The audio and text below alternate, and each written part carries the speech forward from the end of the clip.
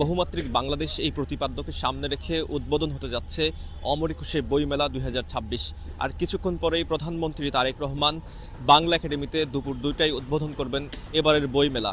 এবারের বইমেলা অনেক কাঙ্ক্ষিত একটি বইমেলা ছিল। নির্বাচনের কারণে এবার বইমেলা কিছুটা পিছিয়ে গেলেও তারপরেও কয়েকবার ডেট পরিবর্তন হয়েছে।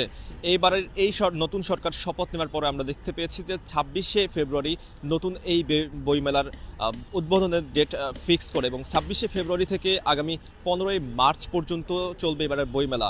প্রত্যেকদিন সকাল 3টা থেকে দুপুর 3টা থেকে রাত 9টা পর্যন্ত চলবে এবারের বইমেলা। আর ছুটির দিনে সকাল 11টা থেকে রাত 9টা পর্যন্ত চলবে এবারে বইমেলা। যারা দর্শনার্থী রয়েছেন এবং যারা ক্রেতা রয়েছেন তারা প্রত্যেক দিন রাত 8:30 পর্যন্ত বইমেলায় প্রবেশ করতে পারবেন। এবারের বইমেলায় মোট স্টল রয়েছে 549টি। এর ভিতরে বাংলা একাডেমিতে রয়েছে 81টি স্টল এবং সোহরাওয়ার্দী উদ্যান জুড়ে রয়েছে মোট 468টি স্টল। এবারের বইমেলা রমজান মাসে হবার কারণে আমরা দেখতে পেয়েছি যে প্রকাশক এবং যারা পাভিলিয়নের মালিক যারা রয়েছে তারা এবং বাংলা একাডেমির এই দুই পক্ষের সাথে একটি মতবিরোধ ছিল। রমজান মাসের কারণে ব্যবসা মন্দা হতে পারে বা বিভিন্ন এখানে কারণ দেখানো হচ্ছিল।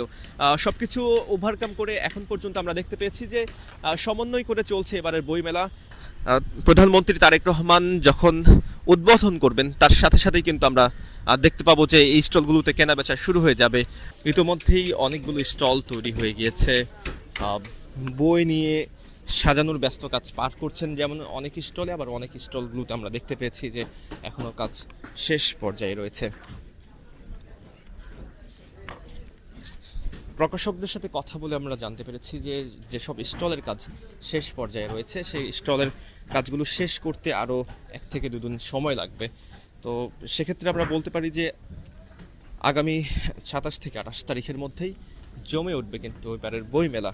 প্রথম দিন বিভিন্ন লেখকরা আসবেন, এখানে অনেক লেখক এসেছেনও, আমরা তাদের সাথে কথা বলেছি এবং তারাও মুখিয়ে রয়েছেন এবং তারাও কিছুটা শঙ্কার জায়গাটা প্রকাশ করেছেন যে রমজান মাসে এবারে বইমেলা হবার কারণে আসলে বিক্রয়টা এবং ক্রেতাদের কতটুকু আকর্ষণ করতে পারবে সেগুলো কিন্তু একটি প্রশ্ন দাঁড়িয়ে যায়। সেই ক্ষেত্রে তারাও জানিয়েছেন যে সব কিছু কাটিয়ে উঠতে পারবে এবারে বইমেলা এবং সুন্দর একটি বইমেলা উপহার দিতে যাবে।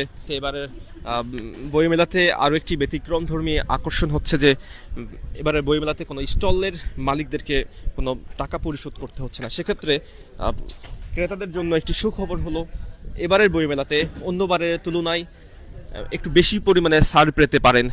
যারা বই ক্রেতা রয়েছেন তারা এসে বই দেখতে পারেন, সেটির আভাস কিন্তু বিভিন্ন পক্ষ থেকে দেওয়া হয়েছে। বাংলা একাডেমি থেকেও কোনো ধরনের নির্দিষ্ট করে দেওয়া হয়নি, তবে ছাড় যে এবারে অনুমেয় সেটি কিন্তু এখন পর্যন্ত এটা প্রত্যাশিত হয়ে গিয়েছে এবারের বইমেলা থেকে।